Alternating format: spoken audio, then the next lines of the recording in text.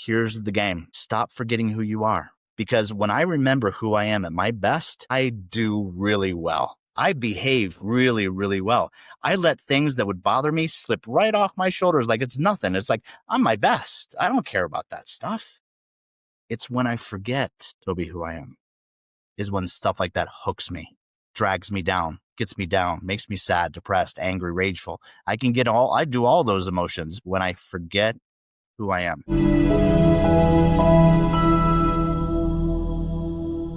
Welcome to Mirror Talk Soulful Conversations. If this is your first time here, we're so glad you found us. And to our returning listeners, welcome back. We've missed you. Take a moment to hit that subscribe button so you never miss out on the inspiration, wisdom, and heartwarming stories we share every week. Let's grow together, one soulful conversation at a time. Mirror Talk. Welcome to Mirror Talk Soulful Conversations, where we explore the truths, stories, and wisdom that awaken our souls and empower us to live fully. Today's guest is someone whose life and work embody the spirit of service, discipline, and mastery. He's the founder and president and CEO of Samurai Success Incorporated, an international executive, organizational, and personal coaching firm that has been transforming the lives of over 27 years. With a distinguished career in real estate, politics, as Tony Robbins' #1 national trainer, has spent decades guiding people to live in alignment with their true selves, creating from soul, not ego. He is also the author of the Amazon best-selling book, Swords of Illumination, a samurai-inspired fable that reveals timeless principles for success, destiny, and inner mastery. Welcome to the show, David. How are you doing? I'm doing very well, Toby. Thanks for having me on, man. Thank you so much for joining me for Soulful Conversations. I had to go through all of that because I read all that introduction because of I want to capture a little bit of everything that you've done, the amazing work you've done over the years. And I mean, the introduction cannot do justice to everything that you've done, but I just let's keep it as short. Yeah, sure. Thank you. Thank you so much for joining me on the Soulful Conversation like this, on this episode. And I'm looking forward to learning about your life story, your life journey, and also everything that you do out there. And we're talking also about your book, Swords of Illumination, and all the swords that we get to pull out and, fight through life. But before we go into all of that goodness or that juiciness, we want to play a game of wild cards. And before we start recording, you said you're interested. So okay, let's do it. I'm in. So, we have 3 stacks of cards and I'm shuffling the first stack of cards right now. And I get to pick up randomly and ask you a question. Okay. All right. Just to get to know you a little bit better. So the first question is, what is your favorite compliment someone has given you? Favorite compliment someone else gives me? Yes. I can tell you that giving me compliments as a coach is flattering. Don't get me wrong. But if you want to talk about my love language, it's acts of service. And interestingly, when I was younger, I actually was words of affirmation, giving me compliments. But as a coach, I found that really didn't work because my clients were giving me all these nice compliments, but they weren't doing the work. And I was like, we got to stop that. So as an act of service person, my greatest joy is that when you and I agree in our coaching work about you improving you working on you go and do the work and then demonstrate that work. There is nothing more joyful to me than that, is watching someone agree to what we've agreed upon and then go do the work and then come back with a story of the success that comes from that. And sometimes the failure that comes from that, which is a level of success in itself, but no better compliment than actually doing the work we've. Oh, that's awesome. I can see the smile on your face right now. It must bring you so much joy and happiness to see people's life transformed. Yeah, that's awesome. I love that so much. Are you ready for the next question? Yes, confessions, level 2. The question is, okay. Okay. What is the most embarrassing memory you have? The most embarrassing memory I have. Yes. The most embarrassing. I've had quite a few of them for sure in my life. Which one tops the list? Okay. I remember a time when I used to bite my nails. So as a young kid, as a matter of fact, my dad actually used to paint my nails with this liquid so that I wouldn't bite them, kind of things, Yeah. right? And I was shy, I was introverted, I was nervous, but I knew I had a big plan that I wanted to do this lifetime. But I was still a little bit offset and a little bit not sure of myself, so I used to bite my nails. And I remember I was very interested in dating this very beautiful woman, and we were really close, and we were just really getting, closer and closer. And then I remember her looking at my hands, and she was like, "Oh, you're a nail biter." And it just really shocked me, about how much influence that had, because she goes, "I could never be with someone who bites their nails." And I was like, "Really? What does that mean to you?" Kind of thing. I was really curious. Well, someone that's unsure, they're nervous, they're doing all these things. And so I just remember that moment of doing something that seemed to be so personal in my own life, but how it affected other people. So that was that embarrassing moment. I will tell you, it doesn't sound like I'm embarrassed by things, because I'm not really. I know that sounds strange, but not a lot of stuff really embarrasses me about those. But I remember when I was younger, that's definitely one of those key moments that someone really kind of shocked me with my own behaviors. Yeah. Or just, I mean, I'm just curious to know, like, is that kind of memory that keeps on popping up from time to time in your brain or your head sometimes? That's interesting, because the work we do here is about going back to our past and forgiving those moments. Mm. Now, here's an interesting concept.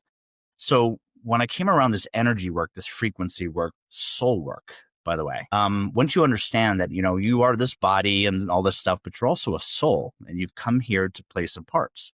And part of this body throws off energy or frequency.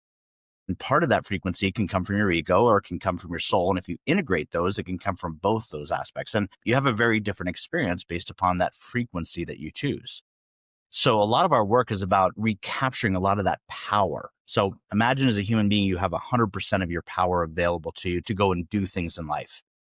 Well, what's interesting is that if you have a memory that triggers you, or hooks you, as we call it, to a past where you actually have a emotional event like embarrassment or shame or any of the other negative emotions that might go along with that, if that is triggered by a memory in the past, there's energy stored there.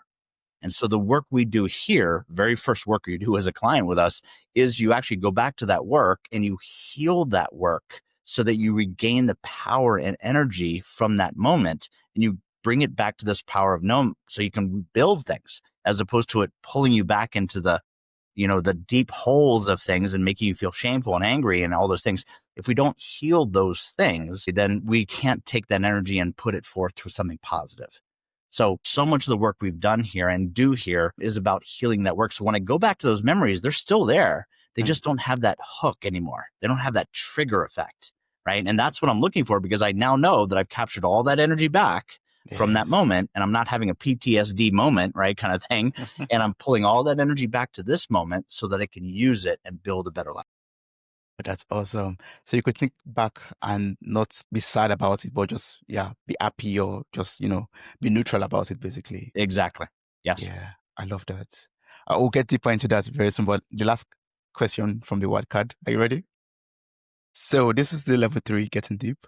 And the question I pulled up was, what do you wish people could see? What do I wish people could see? Yes. I think the great thing that I've been working on for the last 30 plus years is my own self-awareness. I think that a lot of us really do like control, and I'm certainly one of those people. When you start to realize how much you really can control in this lifetime, I got pretty excited, because I thought I could control other people and their behaviors and all this other stuff. And you can do none of those things. Believe me, I've tried my best to be able to affect other people that way. And I found that it really violated one of the natural laws of this place, which is other people's free will. So we have to agree to be able to work together cooperatively. And that's really tough in a very competitive marketplace like in the States. It's a very competitive place and everybody's competing with each other.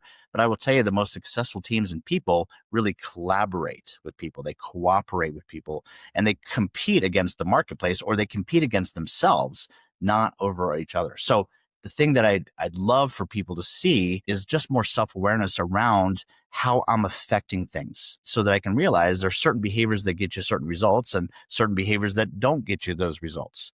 Because that's where real suffering, Toby, happens, when we keep doing these results and expect something to happen and it doesn't. And we just keep doing it, which of course is the definition of insanity, right? Yeah, yes. Doing the same thing over and over. So it's interesting. And I will tell you, as much as I'm answering the question, remember, if everyone saw their own self-awareness, I'd be out of a job.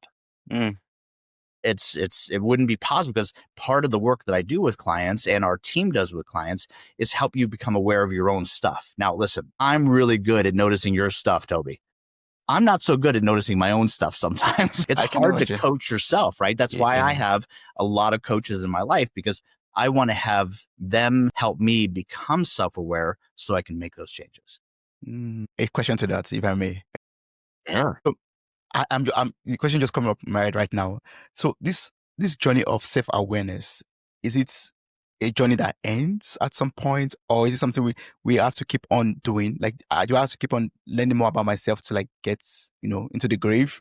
Or I could come to you one day and you put me through a coaching program and I get to know about myself, and then I'm fine for the rest of my life? Oh man, I would love for that to be, true.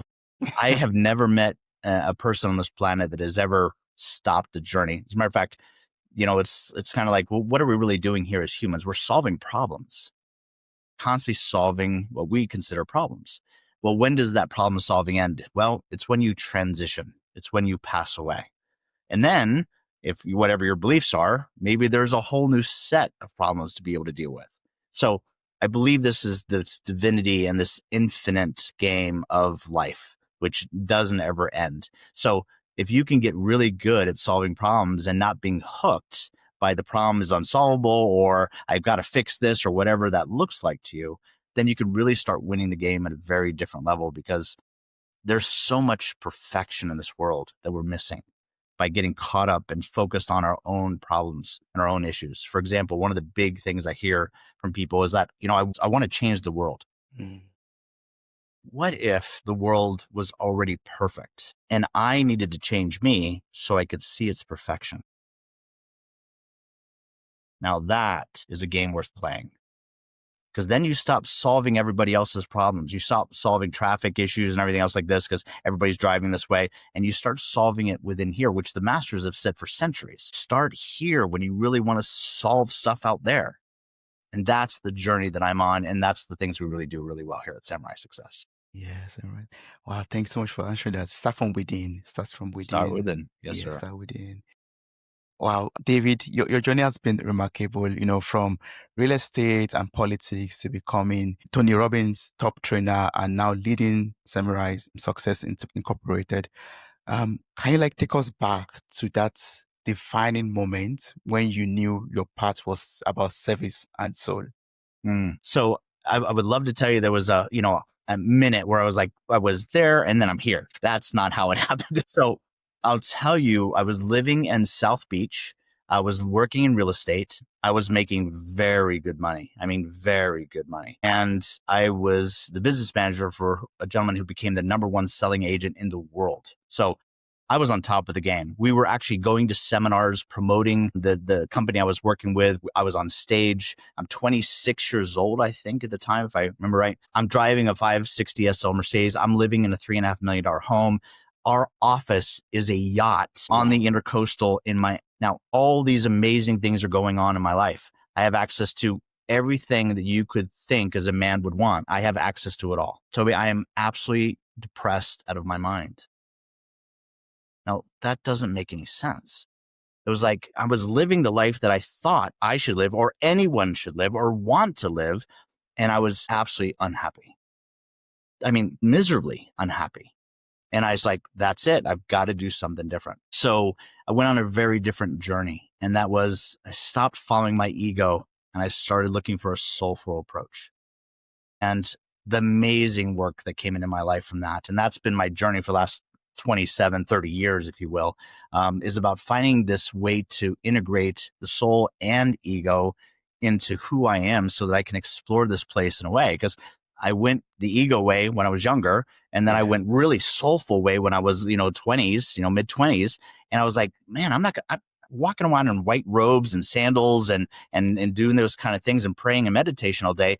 Listen, if you sit around your house long enough and meditate all day, people will start showing up and taking your furniture. So I was like, this doesn't work. That doesn't work. What if that worked? And that's the journey I've been on for the last 27 years, is figuring a way to integrate. I believe that your soul here is on a journey. It has its very clear agenda about what it wants to do, and it's individual for each one of us. But the similarity is that we're here to experience ourselves as who we say we are. That's the most beautiful thing I've learned over this period of time, that I am here to experience that which I say that I am. And that is such a powerful ally in my life now, because then as I explore multiple different facets of who I want to be this lifetime, I take that mission purpose into that conversation and that experience. And it's a fascinating way, is like, I just never get bored with things. I'm that, although, that self-talk that goes on in your head sometimes, I just don't have that anymore, because I'm really looking at a way to be able to say, how magnificent is this moment, even when it's painful. Especially when it's painful, Toby. That's the real journey, is how to figure out how to be your best when things aren't going really well. And that's a journey worth living.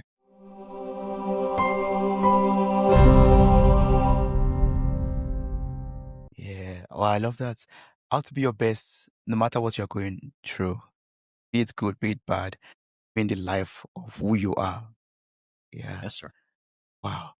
So, I mean, you've answered the question already, but if you look back right now and you look at where you are today, would you say you are living your happiest life? Am I living my happy? I am living my joyous life, brother. I will tell you. I love that. Yeah, that's better than happy. I don't mean to. I am so grateful for so many things. And by the way, as an entrepreneur and a businessman, you can go bankrupt any minute. And if I let that worry me, then I'm going to have a very unhappy life. It's not that I don't worry about stuff. I just spend less time worrying about that and much more in a place of abundance. And that's the game. I used to spend this much time worrying, and now it's down to that. And I'm going to spend the next 50 years of my life, if I've got it in me, to just bring it down a little bit more, because that's what it's all about. Of course I get angry. Of course I get upset. Of course I have the moments of depression. I just don't spend a lot more time there like I used to. Mm-hmm. And that's where joy comes in. So you move from happiness to joy because you're spending so much more time in that place, and you can see what it attracts in your life. And I saw what it attracted when I was worried. And now I see what attracts when I'm happy. And now I'm really exploring this idea of when I'm joyful, what does that attract? And that's fun. Living in a space of high energy, high frequency, don't worry too much or dwelling on the pitfalls of life, basically. Yeah. Wow. So one question that I really love to ask you, and you talked about it briefly earlier, you talked about, who we are, like creating who you are, basically. And, in the course of also recording this podcast, I've always been learning about, living a life of purpose. And for me, it sounds like, discovering who I am. So I would just like to learn from you, basically, and know what the difference could be between creating who I am and discovering who I am. Like, can you share what this shift means and how it changes how we live? So a big part of my life I've spent with very well-meaning people telling me over and over again, you got to get out and you got to find out who you are, as if there was this hidden treasure box somewhere where I had to go search somewhere and find this treasure box, open up, and inside of it would be this identity statement, if you will. Right. And I will tell you, I watch movies and I watch all these things, and, your destiny is waiting for you, those kind of things. And I was like, that's not been my experience. There's something missing. And then, my gosh, Toby, on the spiritual path, I ran into a true master who showed me very experientially that I'm not here to discover who I am. I'm not here to find who I am. I'm here to create who I am. I'll tell you, I'm hoping I'm doing this justice, because this is so profound that if you look at any celebrity on this planet, anybody you admire, anybody that you would go, man, I really like that about that person. That person has created that image within themselves so that you're experiencing it. So everybody's chasing this fame and celebrities and everything else. Like, listen, you are a celebrity within you. You've just forgotten it. And to then sit down and actually create who you are in different aspects of your life is the work we do here. But more importantly, it's been available for you for your whole life. And that's been the fun, exciting part of this, is that when I write these things down and we actually take people into what's called the I Am Studio, and you actually take your own verbiage, your own words, your own voice, and you write down who you are. Because if you don't do this, you're living a life created by someone else. And this is the challenging part when we realize this. As long as you accept that, hey, my parents helped design who I am, friends, family, religion, society, culture, whatever it is, as long as you accept that, great, good job. Because then you've used free will to say, yes, I accept everybody else's identity for me. That's not how I'm going to work. That's not how I'm going to live. I want to sit down and create my life the way I want to be able to live it, in service of others. And so when I wrote this down and I programmed that into my subconscious programming, because 95% of everything you're manifesting in this physical realm comes from that part of your brain. Now, you and I are having a wonderful conversation. It's a conscious conversation. It's not affecting my subconscious, because my subconscious is protected by my ego. And my ego goes, no, no, no. We know who we are. I'm doing this. I'm in control here. Yeah. I want to not let this stuff get in. When you are able to really make the shift to be able to reprogram that subconscious mind, you start living a very different experience on your own terms. And I will tell you, people talk about being, living a life with purpose. This is purpose. You are living the life you have chosen. You have written down and you have done the work to be able to get into your subconscious mind. So then you're manifesting the things that are coming from your subconscious mind, these events that you want in your life. So it's really remarkable when you see people actually apply this technology in their lives and the lives they start living from. Yeah, that sounds beautiful. All my life, I've always, heard, go out there, discover who you are, find out who you are, and then, start living that life of purpose. But, creating who you are, creating who I am, gives me that kind of, puts me in that, makes me captain of that ship, basically. It helps me to be the author of my life, or the co-author, because God is like the author, the co-author of my life, because I give him the full authority, basically. Now, David, I would like to know, now I want to start creating who I am. And I have a piece of paper right now, I have a pen. What do I do? What's the technique? What should I start doing, to create myself? So that's why we wrote the book. So Swords of Illumination is the name of the book. And in that book, you're going to start learning there are these elements of your subconscious programming. So just like your brain is hardware, your verbiage is software. So the things you say every single day are actually programming your brain, your subconscious brain, about how you want to attract things, how you're going to experience things, and most importantly, how you're going to respond and react to things when they show up. So there were a number of things in my life when they showed up, I just had these immediate responses to them. Have you ever had one of those where, you're like, something happens, you're like, what? And you're like, where did that come from? Yeah. What happened there? That's your subconscious. That's your programming taking control, because it's programmed to react and respond to keep you safe. Now, whether those responses and reactions actually keep you safe is the question. If they keep you safe, keep doing them. If they don't, then you're going to have to do a reevaluation of like, hey, that's not, and by the way, we always say the same language. Man, I don't feel good about that. That's not who I am. There it is. There's your identity. So as you progress through life, and by the way, when you read the book, if you get a chance to, in there, you're going to start learning these different elements from identity, which is the very first sword, and also mission and purpose, all these outcomes. I mean, the whole thing, the whole system is right there in that book. So I highly recommend getting out there and getting a copy of that, because then you'll know all the elements of this. And book 2, which is a companion book to that, will then give you the next 6 swords. And there's 12 swords together that you can understand that you can actually rewrite your programming to be able to start living the life you want to. Yeah, yes. I've not read the book yet in details, but for listeners out there who are already, curious to know, I'll just read out some of the chapters. Like you started out with, wrong turn and then out of tune, what to do in order to, get back on track. And I love the fact that, you listed all the there's the school of Aspen, for example, and then the sort of identity, which is very important, and sort of mission, sort of roles, sort of outcomes, sort of values, sort of decisions, I believe. Nice. Yeah.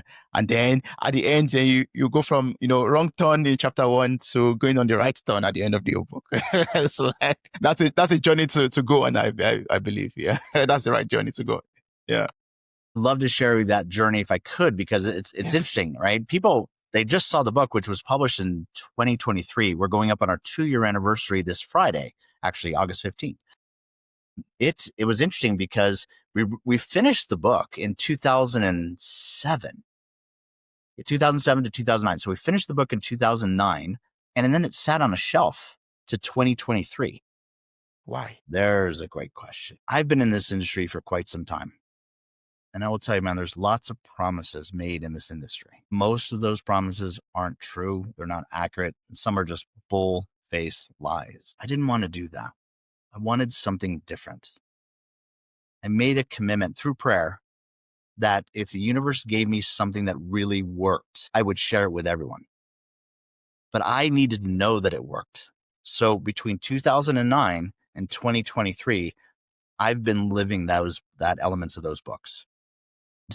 Every couple of years, Toby, I do something crazy. Now, I have this company, I have a family, I have all these other things going on, but I put myself in really interesting situations called the learning curve, because as a coach, I'm asking you as a client to get into the learning curve. You're going to learn something new. That's not always fun, right? To get into the learning curve. A lot of people, that's why they say, you can't teach old dogs new tricks. They don't want to be in the learning curve. But if you're going to want to get out of insanity and you want to do something different, you're going to have to learn new pieces of information. So I make sure I do that every couple of years. Crazy things. Scuba diving with over 800 dives in my lifetime. Swimming with great white sharks. Long-range precision shooting. Racing motorcycles. Racing cars. Stunt riding motorcycles. Pulling wheelies I've never done any of these things. Never. I wasn't even on a motorcycle until I was almost 35 years old. And so how do you teach my brain to be able to do all these individual things? Now, here's the most important part. I'm not sharing this with you to impress you. I didn't do this for you, brother. You're a good man and everything, but I don't know you. I didn't go out there. I can't wait to tell Toby that I, rode a motorcycle on a one wheel for two miles. I wanted the experience of that. I wanted to see if I could put myself in the learning curve of something that scared the bejesus out of me and still follow through with it. And using this technology, I've been able to do that. So a list of over 25, 30 different things I've never experienced, including ice hockey.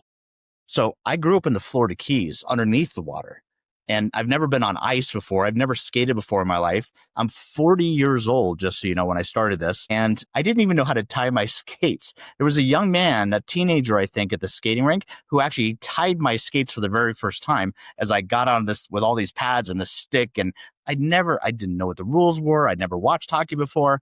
And I was literally falling over from the player's bench onto the ice just to be able to get on it. That's how bad I was. 18 months later, we won the summer championship and I was the assist leader. Yeah, how in the heck do you do do we that? do that?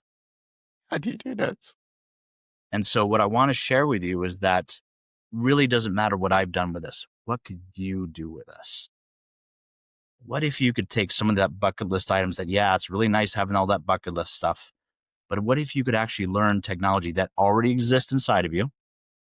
You could use that technology to start taking those things off your bucket list, to truly live the life that you say you want to live, but are afraid to do it because of the learning curve that goes along with every single one of those things. This weekend, I'm going to go on a 15-hour ride on a motorcycle called the 100,000 foot ride. And it takes you through Colorado on this adventure motorcycle that I'm going to be on. And it takes you through elevation changes that equal 100,000 feet of change. And it's a remarkable ride in one of the most beautiful scenic places on the planet, Colorado. I am going to do that all day long with about 600 or 700 friends that I don't even know about yet, because they're all going to be on the ride together. So that's the kind of adventurous life I've chosen to live with that. Great question, I think, to really pose to you and the listeners today is, what would you do with it? Deal with it. How do you deal with fear? Like, fear of starting something new, fear of failing, for example, or hurting yourself? How do you deal with all of that? So in that motorcycle stunt riding, right? So you're riding a motorcycle, you have to pull the wheel up, and it's a very powerful motorcycle. Just a little bit over, you crash, you fall over, you get off balance. It's scary. And most of the time when you're riding a wheelie, you're going about 70 miles an hour. So it's not slow. And then I finally get this position. And then my instructor says, now you have to shift gears when I'm in a wheelie. I'm imagining right now. I'm like, oh my God, I'm already sweating without even being on the motorcycle. Thank goodness I had a helmet on. No one could see me sweating. But the thing is that you've got to be able to overcome that fear. And truth is, real courage is facing fear and move it through it as, like the fear exists, and I'm going to move through it anyway. That's true courage. So if I am courage, and I am going to express that in this way as my identity statement. So when I started stunt riding motorcycles, I wrote my I am statement about who I am so that I could overcome those fears. And then I just had to keep practicing it so that I could become this, because being that helped me accomplish stunt riding. When I went to play hockey, I created an identity statement that I studied Wayne Gretzky, by the way, who had this remarkable ability to be where the puck was going. He was not where the puck was. He was always seemed to be on the ice where the puck was. He knew intuitively. I put that in my identity statement. Then I programmed that in there. And guess what? I'm doing the behavior like Wayne Gretzky is. I'm going to the part of the ice where the puck ended up. That's how I became the assist leader. Now, I'm never going to be in Wayne Gretzky. That's not the programming I get to be. I'm never going to be Wilt Chamberlain and play basketball at 5'9", with heels on. That's not the purpose of this technology. The technology is for you to be your best in whatever you want to accomplish. That's an exciting life. Can you shine some light on this technology? Like, I know I've learned, right now, creating who I am by writing my I am statements. Are there like some other tools that you could maybe reveal to us already? Some of these words from your book that you could maybe, give away at the moment?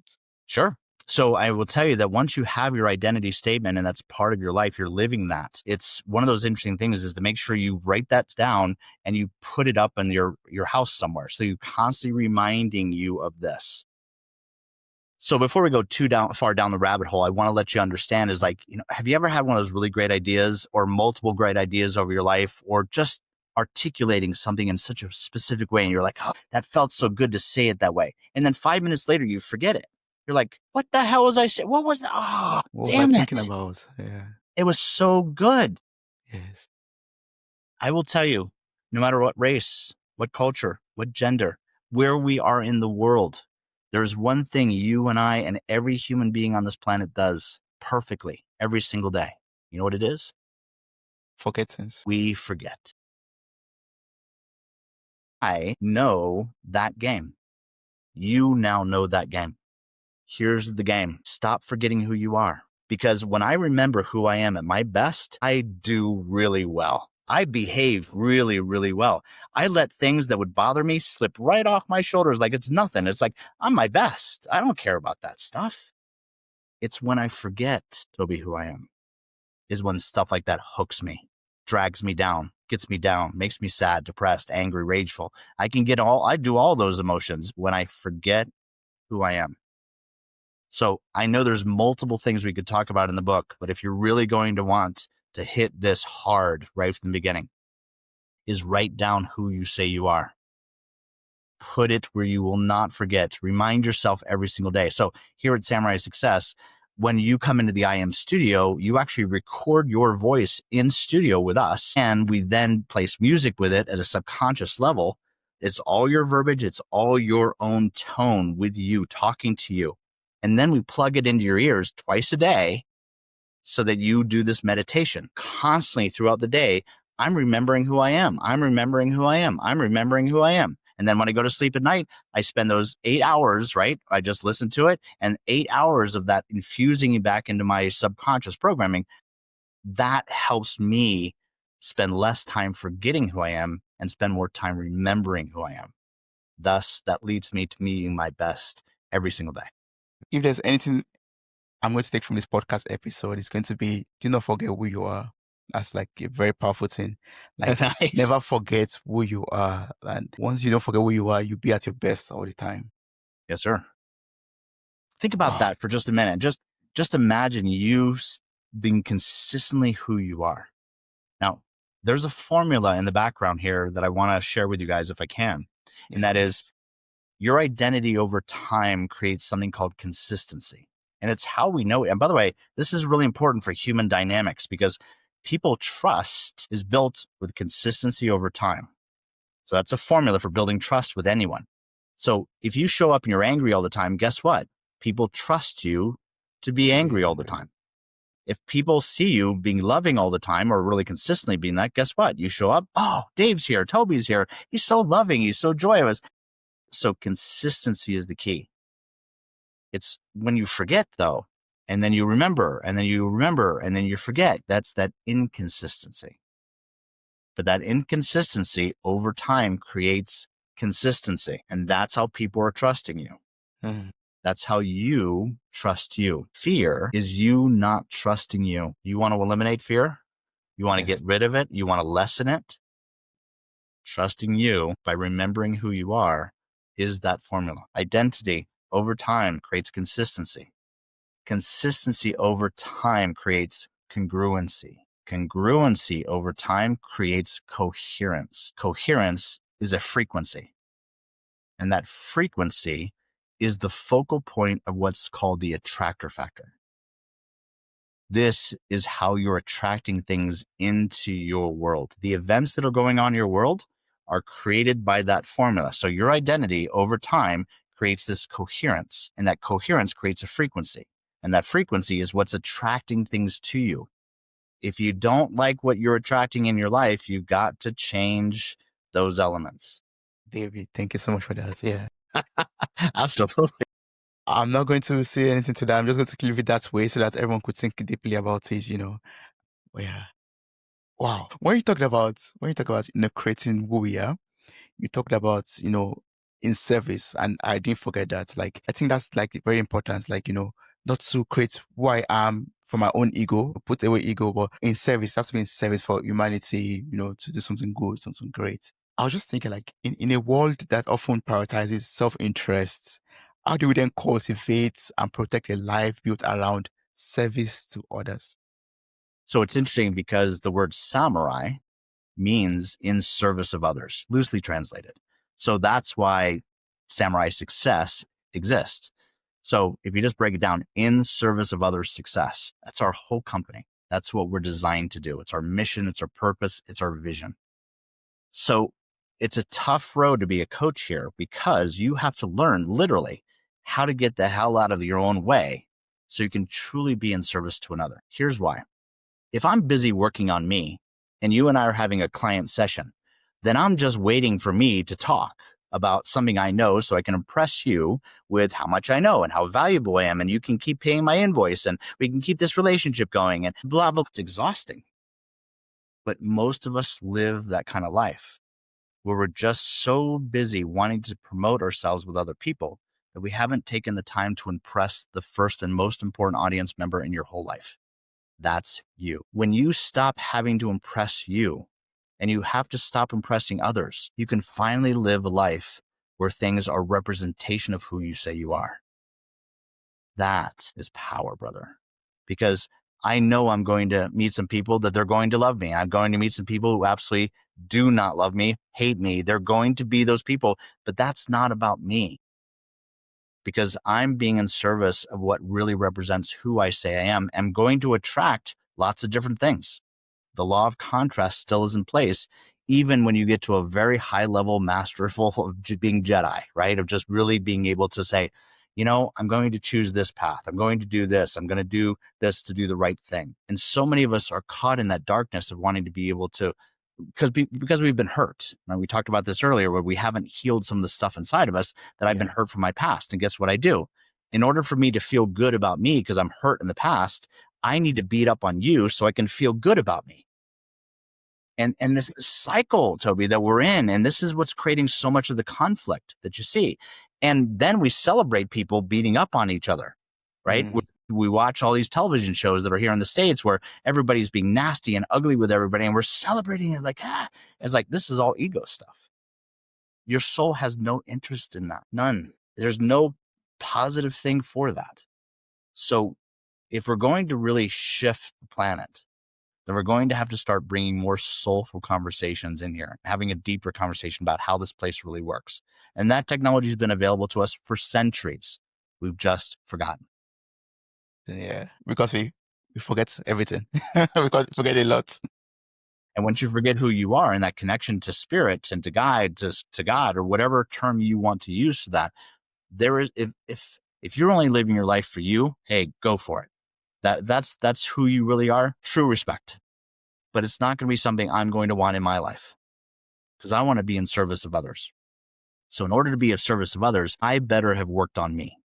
And that's the hard part of being a coach here. And that's what our coaches are expected to do, because if we can't do that, then we can't be in service to you. And that's the most important work. So we work on ourselves all the time around this technology, around all these things. That's why we wrote the books. That's why we have this coaching system, so that we really can be truly in service of another person. Yes. How do you put your ego aside? How do you let go of your ego when you're working with other people, when when being in service to other people? How do you put that ego, to rest? Beautiful question, sir. So this is the part of going deep, right? Yeah. Yeah. Wow. All right. So I can't tell you how you can do it. I can tell you how I have done it, how I've just, and by the way, I'm constantly working on this. I'm hoping you're sensing I have an ego, right? Yeah. And it's a powerful ally. I use my ego, though, as opposed to my ego using me. That's different. That's intention. I know the game. I know how this thing works. And I want to be able to, by the way, when I'm with my wife and stuff like this, my ego can play a really fun part in that relationship dynamics, right? So know that, but then it's just when you start wanting to hurt people. And that's where we don't have permission. And that's what we've forgotten. And we celebrate that way too much. So the key to being able to not have your ego use you and you using it is being able to discern the behavioral KBIs, key behavioral indicators, between your ego and your soul. So once you do that, and by the way, that's what we work on here, is being able to have you actually be able to say, no, that's my ego. No, that's my soul. That's the first step, being able to discern between those two things. And they actually show up in emotions and feelings, which is interesting because your ego speaks in language of your emotions and feelings, but so does your soul. Wait a minute now. My soul is using feelings and emotions and my ego is using soul. How can I discern between those feeling states? That's the great quest. And I didn't have the answer to that for a long time. It took me a long time to understand this. So I'll give you a simple answer that takes a lifetime to truly experience. Yes. And that is, you will start to notice that when you start falling into the illusions, they call them, and you start thinking you need this, or you got to do this, or you have attachments to outcomes, that's all ego stuff, man. That's all ego. And it's fun to play in that. It's fun to use that. But when it starts using you, suffering shows up. So if you're having those feelings, there are 34,000 emotional states, according to the emotional wheel. 34,000. And so many of them are focused on the ego. And some of them are focused on the soul. And taking that journey and finding out which ones go with that then allows you as a human being to discern between, oh no, that's ego. Oh no, that's soul. And then finding your balance of using that integration of both those two things. So it's better for us to focus on the soul, basically. Like, okay, which one is coming from ego and which one is coming from soul? Then we focus on the one that's coming from the soul. Yes. And I like what you said. I'm going to hold on to that also. Like, we all have ego, but we should not allow the ego to use us, but we should use the ego. And depending on where we are, or what situation we're at the moment, playing with it, or I mean, not playing with it, but, mastering it, basically. Yeah. I can tell you that my ego has helped me overcome fear multiple times, like riding that motorcycle or racing a car or long range precision shooting or scuba diving or diving with sharks. I got to bring my ego to the table so that I can feel safe. And that can help me overcome the fear. It's when my ego starts pushing me, like opening up the cage door and getting out of the cage with the sharks. That's not going to work. That's just your soul's like, hey, let's stay in here. Yeah. But You have still some want to fun with me. live. Think about this. Joy, bliss, happiness, all those are related to the soul. Anger, rage, depression, ego. When you spend some time with this, you're going to actually find that you can actually place those emotional states in very clear quadrants of those two things. It's an exercise that's worth undertaking, is what I'm saying. It's incredibly valuable. So highly recommend doing that. Yeah. Wow. Thanks so much for that. Yeah. Good. So, I mean, I'm learning a lot from you already, David. I've learned so much from you. Well, I'd like us to touch a little bit on your book again, Swords of Illumination. I would just like to know, like, just for being curious, like, why is it, fable set in Japan? Why is it the Japanese settings to it, and all the swords and the samurai and all that? What's the inspiration behind that? So the real inspiration is that I really wrote that book for me. That's the selfish confession that I like to make with that. I wrote that book for me so that I wouldn't forget this stuff. As a matter of fact, I know this is going to sound way out there, man, but stay with me. I have this sense, I don't know why, I have this sense that I've been here before. And I have a sense that I'm going to be back here again. Do you know what one of my big fears was? Having to learn all this stuff over again. I was like, I'm going to start from zero again. Damn it. I don't want to do that. So used a bit of my ego here and said, what if you wrote that down? What if you wrote down all these principles you've learned? You made a promise to the universe to get the information out there, so that takes care of that. But what if you really wrote it for you so that you could remind yourself? So if I come back here, I can find that book. That book will find me. And then I won't have to relearn all this stuff, man. It'll be in one location that I can pull and start reading that and start applying it even younger than I did this lifetime. I don't know about you, man, but that excites me. Yeah, that's amazing. I think I do. I was speaking with someone earlier some time ago, and I was like, it's a pity that life doesn't come with a manual. Like, you're giving birth to, and you just have to face life and figure it out. But it would be so awesome if you're giving birth to and immediately you know how to read, you get a manual. I can do this, do that. It makes life easier. It makes you make the right decisions easier. Yeah. So part 2 of your question was why in the fable? So yes. I really love to read today. I didn't like to read when I was younger, but today I love to read. And one of my favorite genres is the fable. So storytelling, right? And then integrating things into it. And so my favorite author is a gentleman named Augmentino. And he wrote multiple books based upon the Christian faith kind of thing that all had this fable line. And in his book, he had these scrolls that he used to write. The principles were on these scrolls. And in our book, of course, those principles are written on swords. And so the swords are the scrolls, if you will, with all the different principles inlaid in those things, right? And the samurai, of course, concepts about being in service to others. If you truly want to live a great life, and this I've heard multiple times over my lifetime, if you really, truly want to live a great life, truly live a life in service of others. And that's it. That's the game. So that was where this word samurai came in place.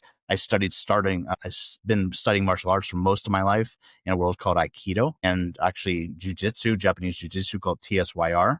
So if this idea about being able to be in service to others, I want a constant reminder of that's who I am. And so I study 7-8 hours a week, kind of thing in these arts to keep reminding me of who I am so that I can truly be in service to other people. So those are the real reasons that I wrote the book with a fable mine, because I wrote it for me. I love to read fables. So that's it. Yeah, but that's the wonderful gift, isn't it? I mean, writing something for yourself or giving it to the world out there, to make use of also for their own self. And we're really getting some amazing feedback, Toby, from people from all over the world that are having a shared experience around the book. They're like, this book found me, or it found me at the perfect time when I'm going through a really dark place, or I'm in a really happy place and I want to keep things going. We're getting feedback from all over the world right now. I haven't heard from Germany as of yet, but who knows? That may be changing right now. But from so many, I've had to look at a map and go, where is that town? And it's just amazing how the book is spreading like wildfire. It's amazing. Oh, that's awesome. Yeah, that's that's been in service to others, right? I mean, that's the definition of it. And, So yeah, that's, oh gosh, I hate to cut you off there. I really want to share with your audience and with the audience that's listening is that so much of us are focused on the results of things. I didn't know any of this was going to happen. I didn't count on any of this stuff happening. I didn't put it out there like this is going to sell 10 million copies or anything else and wrote down that. None of that stuff's true. I put my heart and soul in that book.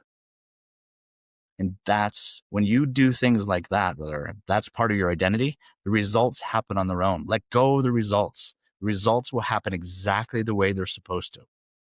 Boy, that's a powerful reminder, even to myself right now, is stop focusing on the results, which you don't have control over, and start focusing on the things you do have control over. Those control freaks in the room like me again, the only thing you have control over is, your thoughts and the meanings you give to things. Put your heart and soul. Let the universe take care of the other things, and it will work out. that's a powerful message. What I have in my control is to put my heart and soul into what I'm doing right now, and the rest will figure itself out. Beautifully said, sir. I love that. I will tell you that there's been a lot of teachings in my life that say, focus on the results, break down the number that you want to have. That hasn't worked for me. So I just went a different way. Focus on what I can control, put my best effort, show up in my best as much as I possibly can. And do not judge yourself when you don't show up. Just write down how you can be better the next time and move on. Because if you keep judging yourself, then you just create events of your past that just suck all your energy into the past where you don't have it to use it to build a really compelling future. I like the name of your studio, the I Am Studio, right? Yeah, I love that so much, and the technique that you make use of. But I would just like to know, you have this spiritual depth with you, and there are the practical strategies also that you make use of. Like, how do you guide your clients to balance practical strategies with spiritual depth? So it's an interesting process for sure, but I will tell you that we're having a soulful conversation right now. And what I mean by that is, as I go into a session with a client, I already know, my soul knows that your soul knows everything I'm talking about. It already knows this. So I give up this whole teacher thing. It's like, I'm not teaching you anything. This is not a school. This is not a university. There is a part of you that already knows everything that it needs to get where you want to get to. My job is to remind you of that because you've forgotten.